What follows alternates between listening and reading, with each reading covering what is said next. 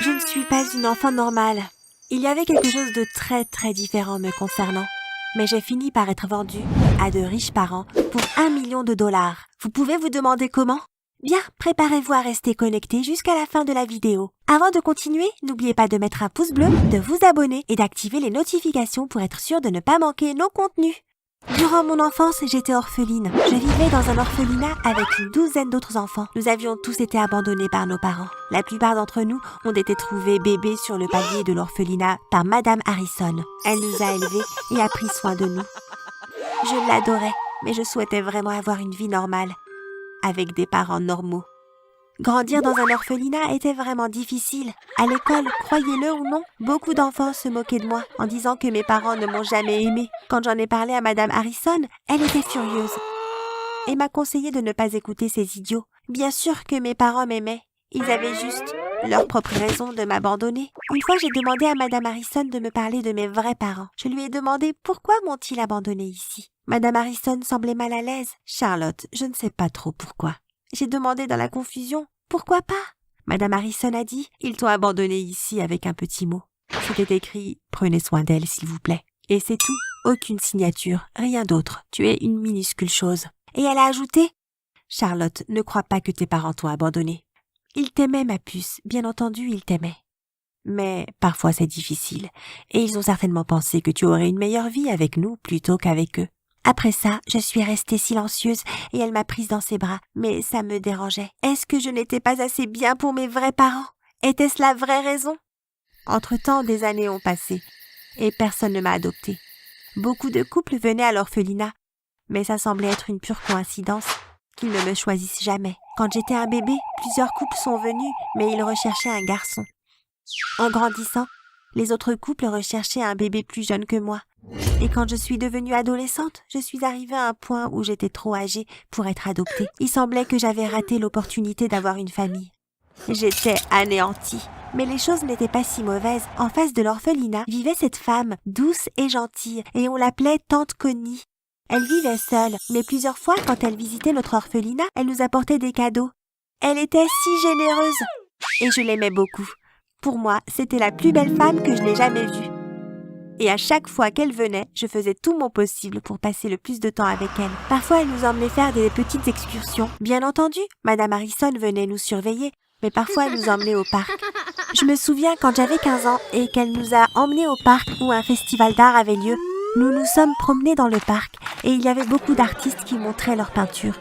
J'ai marché hors du groupe et tout à coup, j'ai rencontré ce vieil homme assis dans un coin du festival, sur un tabouret. Il avait une toile en face de lui et semblait se demander ce qu'il pouvait peindre. J'ai remarqué qu'il portait un bonnet et une paire de lunettes de soleil et je me souviens avoir pensé qu'il pouvait être en train de vouloir cacher son identité. J'ai marché vers lui et j'ai dit « Bonjour ». Et au moment où le vieil homme a vu mon visage, il semblait vouloir se mettre à rigoler. Il a demandé « Jeune femme, s'il vous plaît, puis-je faire votre portrait ?» J'ai haussé les épaules, je n'avais rien d'autre à faire et ça serait intéressant de voir le résultat de la peinture. J'ai alors accepté et durant les prochaines minutes, il m'a demandé de m'asseoir en face de lui sur un autre tabouret. Puis m'a dit de ne pas bouger et de regarder vers la droite avec la tête légèrement inclinée. Peu après, Tante Connie m'a retrouvée, puis elle m'a dit en paniquant légèrement « Où étais-tu passée? Nous t'avons cherché partout. » J'ai répondu « Cet homme fait un portrait de moi. » Pendant que je parlais, j'ai bougé pour regarder Tante Connie. Mais à ce moment, l'artiste a levé sa main et pointait encore le côté droit et je me suis empressée de reprendre la même pose du début. Tante Connie m'a laissée ici et pendant les heures suivantes, cet étrange artiste a peint mon portrait. Finalement, après ce qui a semblé être une éternité, il posa son pinceau et m'a dit que c'était terminé. Mon corps me faisait mal du fait de rester assis aussi longtemps. J'ai regardé la peinture et j'en suis restée sans voix. C'était vraiment beau, vraiment magnifique. Il semblait avoir capturé mon âme. L'artiste m'a remercié pour le temps passé et j'ai rejoint les autres. Puis nous sommes rentrés. Pour être honnête, je n'y ai pas beaucoup pensé après. Mais le portrait a changé ma vie à jamais, car il s'est avéré que ce vieil homme était l'un des artistes les plus connus au monde. Il était parti vendre mon portrait pour quelques millions de dollars. Mon visage est devenu un genre d'icône, presque comme Mona Lisa. Vous les avez entendus parler de son sourire unique? Les gens commençaient à parler de mes yeux, bien que je n'avais que 15 ans à l'époque. À propos de l'artiste connu, j'ai appris plus tard qu'il s'appelait De Angralio et il avait nommé la toile « L'enfant sage ». Mon visage est devenu l'un des visages les plus célèbres au monde. Au début, je n'en avais aucune idée. Je ne savais même pas que c'était un artiste connu qui avait fait mon portrait. Mais un jour, c'est passé aux infos. Madame Harrison s'est tout de suite mise à pleurer en nous demandant d'aller immédiatement dans le salon. Et peu après, nous étions tous entassés devant la télé, choqués de voir mon visage à l'écran. Ça parlait de comment la peinture avait été vendue pour si cher et comment tout le monde était maintenant en train de rechercher, comme il m'appelait, l'enfant sage. Ça montrait un numéro de téléphone pour quiconque avait des informations me concernant. Et nous avons tout de suite appelé au numéro inscrit. J'étais si fière d'avoir été peinte par cet artiste connu de Angralio. Madame Harrison a fini par parler à un agent et j'ai immédiatement été invitée dans une émission pour en dire davantage sur ma vie. J'étais si choquée par comment les choses allaient si vite et avant de m'en rendre compte, j'étais prête pour passer en direct à la télé. J'étais très nerveuse. Le journaliste m'a alors questionné sur ma vie et quand ils ont appris que j'étais orpheline, bien entendu, tout le monde était furieux. Des recherches ont été mises en place pour retrouver mes parents. Honnêtement, ça ne me dérangeait pas plus que ça. Bien sûr, je serais heureuse de les rencontrer, mais ils n'étaient pas mes vrais parents. Ils m'avaient abandonnée.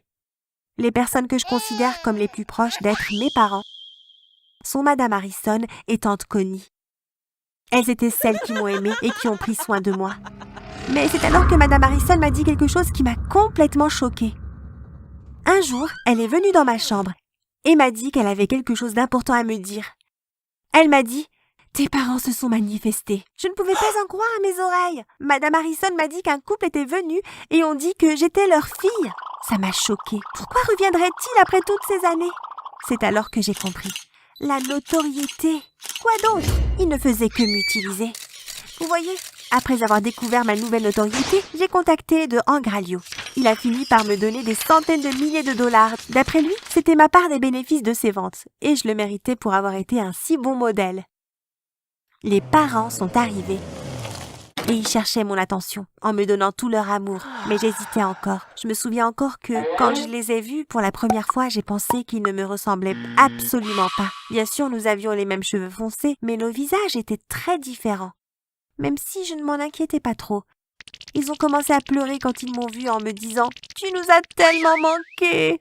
J'avais un millier de questions à leur poser. « S'il vous plaît, pouvez-vous juste me dire pourquoi vous m'avez abandonnée ?» Ma mère a dit « Nous n'avions pas d'argent, nous voulions vraiment te garder avec nous. Tu ne peux pas imaginer, mais nous savions que cette vie était meilleure pour toi. Et nous avions vu juste, n'est-ce pas? Tu es riche maintenant, tu es célèbre. » Je pensais que c'était bizarre de dire ça. Mais je l'admets, mon cœur battait fort à l'idée que peut-être j'avais finalement trouvé une vraie famille. J'ai fini par quitter l'orphelinat et j'ai déménagé avec eux. Honnêtement, je ne voulais pas vraiment partir. Madame Harrison et Tante Connie allaient beaucoup me manquer. Mais je pensais que je devais être redevable d'avoir la chance de vivre avec mes parents. Après tout, c'était le rêve de chaque orphelin. Au début, tout se passait bien, je pense. Nous ne nous entendions pas très bien et ils semblaient toujours trop occupés avec leur travail.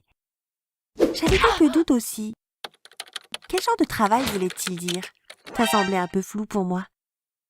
Et en plus, il me posait toujours des questions sur mon argent.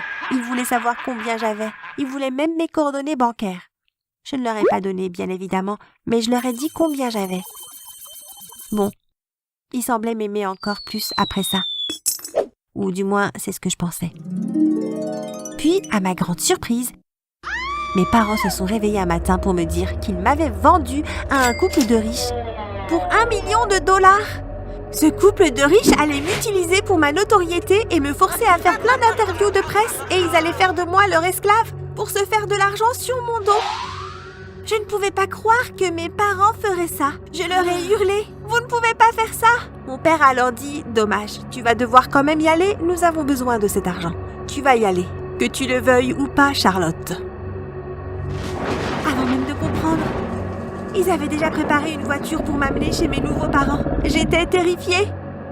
Je ne voulais pas vivre avec 2 étrangers. À ce moment-là, je voulais Tante Connie et Madame Harrison. Et je voulais retourner à l'orphelinat avec mes amis. Il y a quelques années, si vous m'aviez dit que je préférais vivre à l'orphelinat plutôt qu'avec mes parents, je vous aurais ri au nez. Mais c'est vrai, je n'aimais pas mes parents. Finalement, je me suis débrouillée pour m'échapper. Quand la voiture est arrivée pour me prendre et qu'ils étaient en train de me placer sur le siège arrière, j'ai glissé entre leurs mains et je suis retournée à l'orphelinat. J'ai couru aussi vite que je pouvais car j'avais peur qu'ils reviennent me chercher pour me ramener chez ce couple de riches. Quand je suis arrivée, Tante Connie et Madame Harrison étaient surprises de me voir. Mais une fois que je leur ai tout raconté, elles ont immédiatement appelé la police. J'avais encore des cheveux de mes parents sur mes habits et nous avons fait un test ADN qui a prouvé que nous n'étions pas de la même famille. Ils ont tout inventé. Peu de temps après, la police les a retrouvés et ils ont été arrêtés, ainsi que le couple de riches pour avoir payé pour acheter un enfant. Finalement, tante Connie a fini par m'adopter. Ma vie est bien meilleure maintenant. J'adore vivre avec elle et vu qu'elle habite juste en face de l'orphelinat, je vois tout le temps Madame Harrison et mes amis. Quant à mon héritage, en tant que personne de la peinture, l'enfant sage, mon visage a un peu changé en grandissant. Mais de temps en temps, des fans me reconnaissent et viennent me demander un autographe.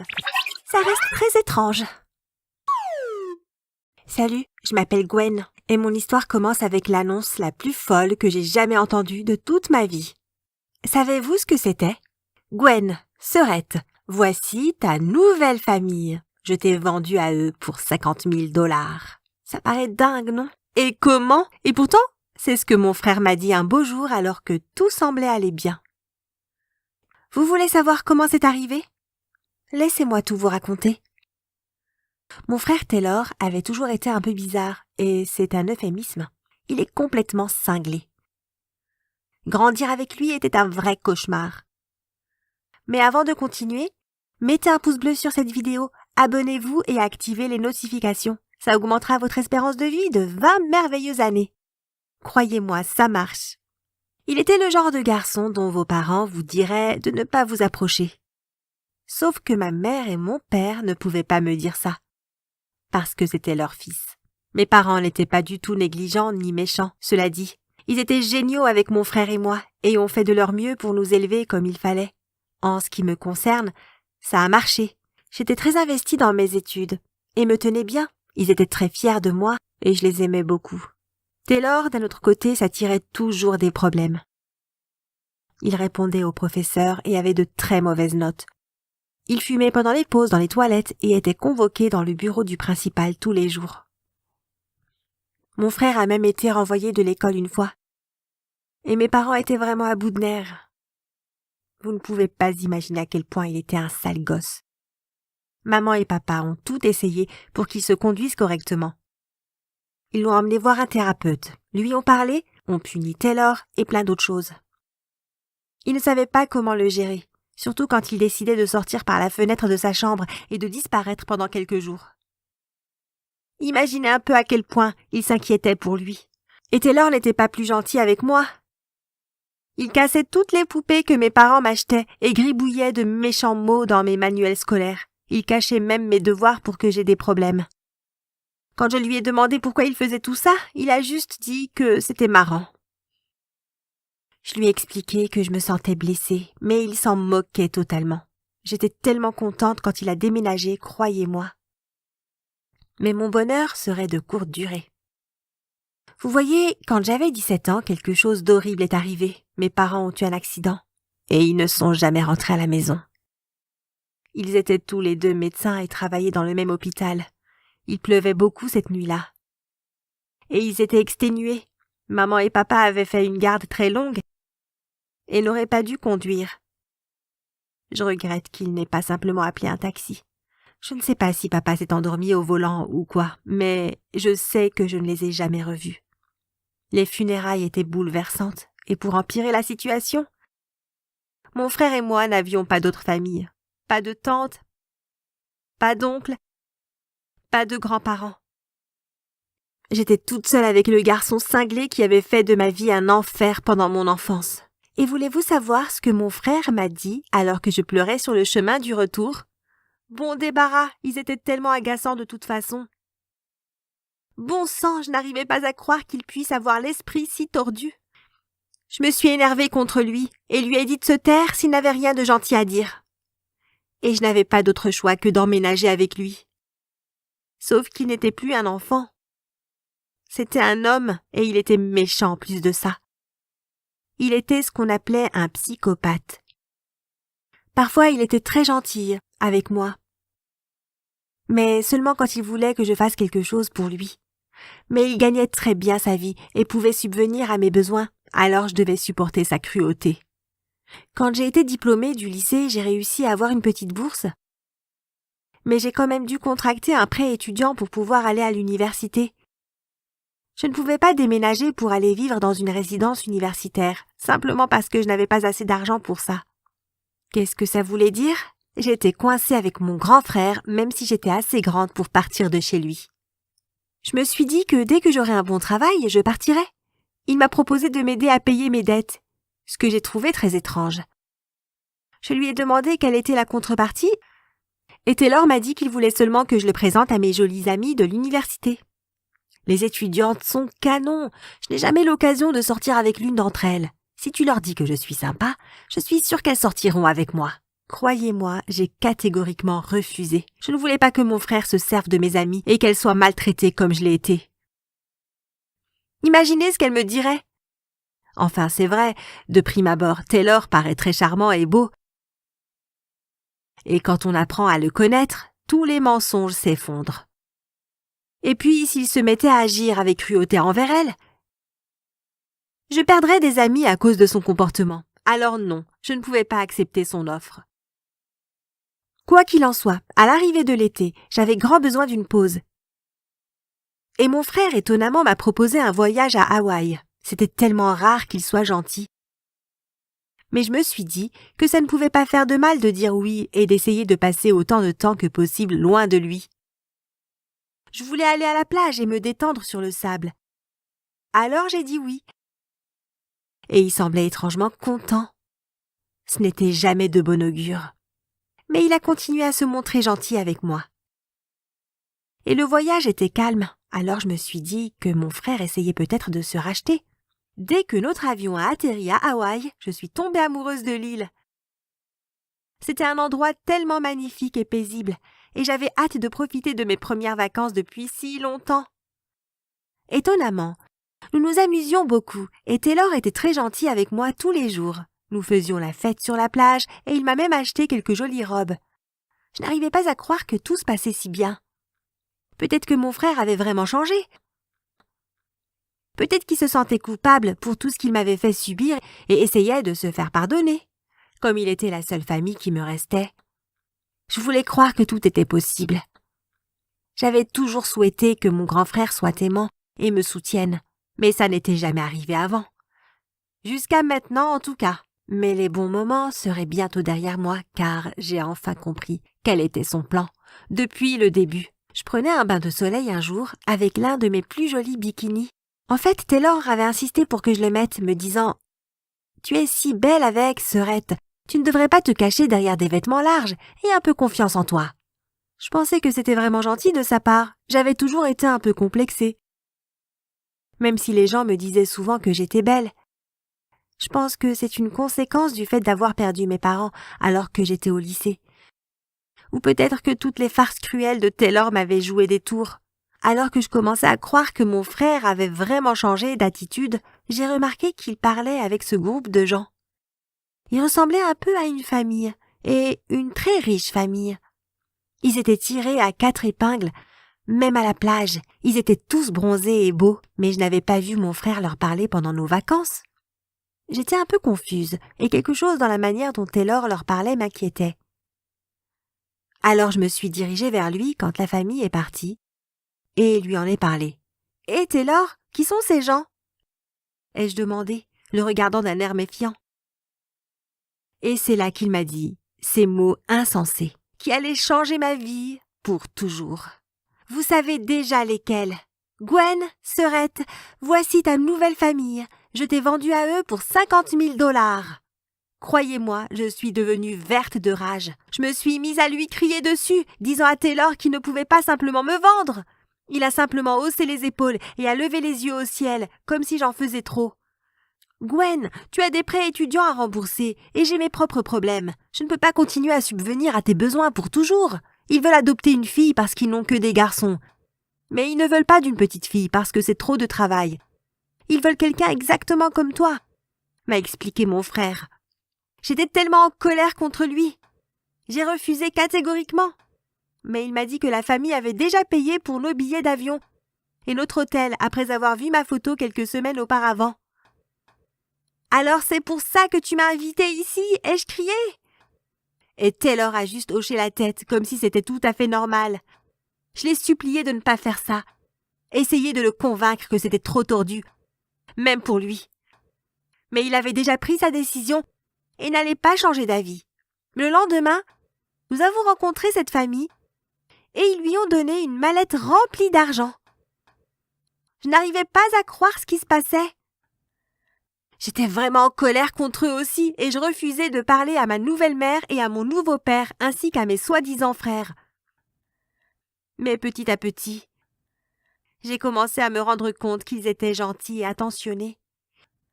Ils m'ont jamais maltraité et me faisaient toutes sortes de cadeaux. Ils voulaient vraiment que je fasse partie de leur adorable famille, rien d'autre. En plus, la mère s'appelait Barbara. Me rappelait un peu ma propre mère. Elle m'emmenait souvent dîner au restaurant avec le reste de la famille et m'achetait de magnifiques robes. Croyez-le ou non, j'ai fini par tomber amoureuse du fils aîné de la famille, Ryan. Il était un véritable gentleman, et nous sortions ensemble depuis un moment quand il m'a demandé de l'épouser. J'ai cru que Barbara et son mari s'énerveraient peut-être contre nous, mais j'ai été stupéfaite par leur réaction. « Oh mon Dieu, je n'arrive pas à y croire, nous sommes tellement heureux pour vous deux. Le mariage sera magnifique. » se sont-ils exclamés, et croyez-moi, j'étais incroyablement soulagée. « Vous me laisserez vous aider à préparer le mariage, n'est-ce pas ?» a demandé Barbara. « J'ai toujours voulu aider ma fille à choisir sa robe, le gâteau, la liste des invités, mais je n'avais jamais cru que je le pourrais. » Je n'ai plus jamais reparlé à mon frère Taylor. Il n'a pas été invité à mon mariage et j'ai bloqué son numéro quand il a essayé de m'envoyer un message me demandant de l'argent. Il n'est plus rien pour moi. Et j'ai une nouvelle famille adorable qui tient vraiment à moi. Étonnamment, je suis contente que Taylor ait décidé de me vendre pour 50 000 $ parce que ça s'est avéré être la meilleure chose qui me soit jamais arrivée. Maintenant, je suis mariée avec le garçon le plus gentil au monde et mes nouveaux parents me soutiennent dans tout ce que je fais. Ils ont même remboursé mon prêt étudiant et j'ai été diplômée avec mention. Merci d'avoir regardé cette vidéo. Quelle est la pire chose que votre frère ou votre sœur vous ait faite? Dites-le nous dans les commentaires. N'hésitez pas à vous abonner et à jeter un œil aux autres vidéos de la chaîne. J'en avais marre que mes parents me punissent. Je les ai donc enfermés au sous-sol pendant 1 an. Il était tard et il faisait sombre. J'essayais de sortir de la maison en passant par la fenêtre de ma chambre. Il y avait cette fête chez mon ami, mais mes parents ne me laissaient pas y aller. C'est pour ça que je n'avais pas d'autre option que de sortir par la fenêtre. Alors j'ai lentement ouvert la fenêtre et j'ai marché sur le rebord de la fenêtre. Je m'y suis accroché, j'ai abaissé mon corps et j'ai sauté, les pieds en premier sur la pelouse. Je voulais faire le moins de bruit possible, mais ça n'a pas marché. Et le bruit était la dernière de mes préoccupations, car je m'étais fait mal à la cheville. Ce n'était ni cassé ni tordu, mais ça me faisait mal à cause de l'impact. Tout à coup, les lumières de la maison et de l'extérieur se sont allumées et je pouvais entendre mes parents en train de sortir. Je pensais, oh mince, je savais que j'allais avoir des problèmes. Mais avant de passer à la suite de la vidéo, abonnez-vous à la chaîne et activez les notifications. Et vous deviendrez millionnaire en tradant en bourse. Croyez-moi, ça marche vraiment. La porte d'entrée s'est ouverte, puis ma mère et mon père sont sortis. Ils m'ont tout de suite vu et sont venus vers moi. Ma mère a crié « Qu'est-ce que tu es en train de faire, Jamie ?» pendant que mon père m'aidait à rentrer à l'intérieur. Il m'a déposé sur le sofa et a commencé à regarder ma cheville. Il était docteur. Il a alors regardé ma mère et lui a demandé de ramener la trousse de secours. Elle allait dans sa chambre et est revenue quelques secondes après avec la trousse et l'a donnée à mon père. Il a sorti une bouteille de spray contre la douleur et en a pulvérisé sur ma cheville. Il a dit « Ça devrait aller mieux. Maintenant, dis-nous ce que tu faisais. » « Tu ne savais pas que ça aurait pu te coûter tes jambes ?» Je savais bien ce qui allait m'arriver. Mes parents, même si j'avais mal, ne me laisseraient jamais tranquille sans me faire une leçon de morale. J'ai donc dit que je voulais aller à la fête. Vous ne vouliez pas. Ma mère a répondu « La fête? Tu penses que la fête est plus importante que ta carrière militaire ?» Ma mère et mon grand-père ont tous deux servi dans l'armée. Ils voulaient donc que je fasse pareil, mais je ne voulais pas ça. Mon père a dit « Jamie, tout ce que nous faisons, c'est pour ton bien. Pourquoi tu ne comprends pas ça ?» Et il m'aida encore pour me ramener dans ma chambre. Il m'a déposé sur le lit et sorti avant de fermer la porte. Il a dit « Tu ne pourras pas sortir pendant 2 jours à cause de ta cheville. Et après, tu seras puni et nous devons installer des barreaux à ta fenêtre. » J'ai dit en pleurant de rage « Mais papa, j'ai 17 ans !» Il a répondu « Exactement. Puis il est reparti en fermant la porte. Les 2 jours suivants, j'ai passé mon temps à chercher un moyen pour être libre. Mes parents étaient si stricts que c'était irrespirable. Depuis que j'étais gosse, ils contrôlaient tout, de ce que je mange, en passant par où je vais et même avec qui je sortais. Mais je voulais la même liberté que mes amis. Ils pouvaient sortir quand ils voulaient et pouvaient rester dehors tard le soir aussi. Et certains de mes amis connaissaient même quelques membres de gang. C'était cool. Je ne pouvais jamais faire ça avec mes parents dans les pattes. Ils pensaient même que mes amis étaient inutiles et de mauvaise fréquentation. Quoi que je pensais, je ne pouvais pas trouver le bon moyen de me libérer d'eux. Le 3e jour après l'accident, je me sentais mieux et je pouvais marcher normalement. Cependant, je voulais que mon père vérifie ma cheville. Je suis donc allé vers sa chambre. En entrant, j'ai vu que mon père était en train d'ouvrir son coffre-fort. Alors je me suis arrêté et je me suis caché. J'étais derrière la porte et je regardais. Je ne pouvais pas voir clairement le mot de passe qu'il montrait. Quand il a enfin ouvert le coffre, mes yeux sont sortis de leurs orbites. Il y avait beaucoup d'argent et de bijoux. J'ai reculé lentement et je suis retourné dans ma chambre. Je réfléchissais à un plan. Je pensais, je sais exactement ce que j'ai à faire. Pendant la journée, j'ai préparé l'exécution de mon plan. J'ai fouillé le cabinet de mon père pour trouver ses somnifères et j'ai pris quelques comprimés. J'ai alors appelé un ami pour qu'il m'envoie 2 membres de gang qui étaient assez forts et je lui ai dit que je les paierais pour ça. Finalement, j'ai trouvé quelques chaînes dans le garage que j'ai ramenées dans le sous-sol. Ma maison était très vieille, construite durant la guerre, et donc le sous-sol était comme un bunker avec des lits et des toilettes. Tout était en place, mais je n'avais pas encore trouvé le moyen de donner les somnifères à mes parents. Mais j'ai eu de suite une idée. Je suis allé dans la cuisine et j'ai commencé à leur préparer le dîner. J'ai broyé les comprimés et les mixé avec la nourriture. Pendant que je cuisinais, j'ai entendu frapper à la porte. Je me suis dit, ils ne peuvent pas rentrer du travail maintenant. Et je suis allé voir qui c'était. Il y avait 2 grands hommes derrière la porte. J'ai ouvert et l'un d'eux a dit, « Jamie, ton ami nous a appelés en disant que tu avais un travail pour nous. » Et j'ai répondu, « Oui, entrez !» en leur montrant le chemin. Je leur ai dit d'aller dans ma chambre et de se cacher jusqu'à ce que je les appelle. Et puis, je leur donnerai l'argent une fois le travail fini. Ils ont accepté et sont montés dans la chambre. Quelques minutes après, mes parents sont arrivés. Ils sont entrés et ont vu la magnifique table que j'avais dressée. Ma mère a dit toute contente, « Waouh, tu as fait ça toi-même ?» J'ai répondu, « Oui, vous avez fait tellement pour moi que je pensais que je devais également faire quelque chose pour vous. » Je leur ai dit de se préparer rapidement avant que le repas ne refroidisse et ils se sont exécutés. Ils ont fini le repas sans en laisser une miette. Je pouvais enfin voir mon plan fonctionner. Après le dîner, mon père a dit à ma mère, « J'ai un peu sommeil, je pense que je vais aller me coucher. » Elle a répondu, « Moi aussi, c'était une longue journée. » Puis, ils sont tous les deux allés dans leur chambre et se sont endormis sur le lit. Peu après, j'ai appelé les 2 membres du gang et avec leur aide, j'ai transporté ma mère et mon père au sous-sol. Les somnifères ont parfaitement fonctionné, qui n'ont pas réagi pendant leur transfert. Je les ai laissés attacher mes parents pendant que je retournais dans la chambre de mes parents. J'ai ouvert le coffre et pris un peu d'argent, puis je suis redescendu. Les 2 gars avaient fini d'attacher mes parents. Je suis allé vers eux pour leur donner l'argent. J'ai dit, « Je veux vous faire une offre. Je vous paierai toutes les semaines si vous restez ici pour faire le garde. » Je savais que si un de mes parents essayait de s'échapper, je ne serais pas capable de le stopper seul. L'un d'eux a répondu, « D'accord, nous allons faire ça bien.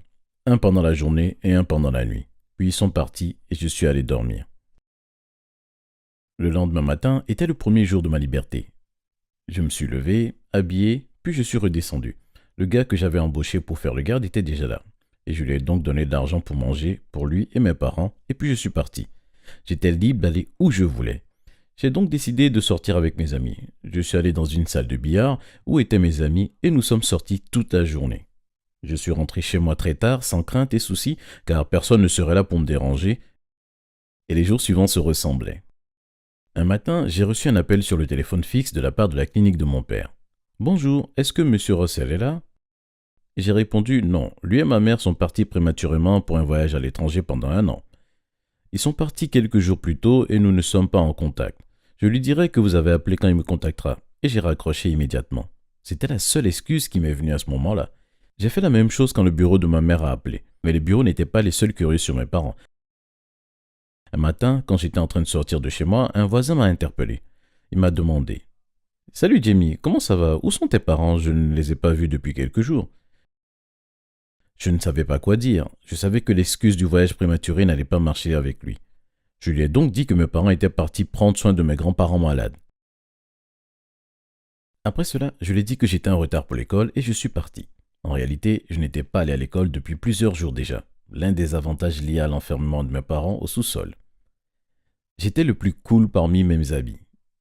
Maintenant que j'avais le plus d'argent et que je pouvais aller n'importe où et acheter n'importe quoi. Un week-end, j'étais avec un ami et tout à coup un autre de mes amis a dit « Hé, pourquoi ne ferions-nous pas la fête chez toi ?» Et j'ai répondu « Oui, bien sûr, nous pouvons faire la fête ce soir si tu veux. » Je n'allais pas perdre un moment où je pouvais frimer. Il a dit « Génial, je vais commencer à envoyer des invitations. » Tout à coup, j'ai reçu un appel téléphonique. C'était la part du gars que j'ai embauché pour faire le garde. J'ai donc décroché. Il a dit « Dépêche-toi de venir ». Puis il a raccroché. J'ai eu des frissons et mon cœur s'est mis à battre rapidement. Je pensais « Est-ce que l'un d'entre eux s'est enfui ?» J'ai rapidement trouvé une excuse auprès de mes amis et je suis rentré chez moi. Je suis rentré l'air effrayé. Le garde m'attendait dans le salon. Il a dit tout de suite après que je sois rentré. Ils ont essayé de s'enfuir, mais je les ai arrêtés. J'étais content d'entendre ça et il a dit « Tu dois leur parler pour leur faire comprendre qu'ils ne doivent pas essayer d'encore de s'enfuir. » Je n'avais jamais parlé à mes parents depuis que je les avais enfermés, mais je devais le faire. Je suis descendu et j'ai ouvert la porte du bunker. J'ai vu ma mère et mon père assis sur leur lit, enchaînés. Je leur ai dit « J'ai entendu que vous avez essayé de vous enfuir. N'essayez plus de faire ça. Sinon, je vais devoir vous couper les vivres. » Puis je suis reparti. Et ma mère a répondu « Laisse-moi sortir, Jamie, ne fais pas ça. » Et elle s'est mise à pleurer.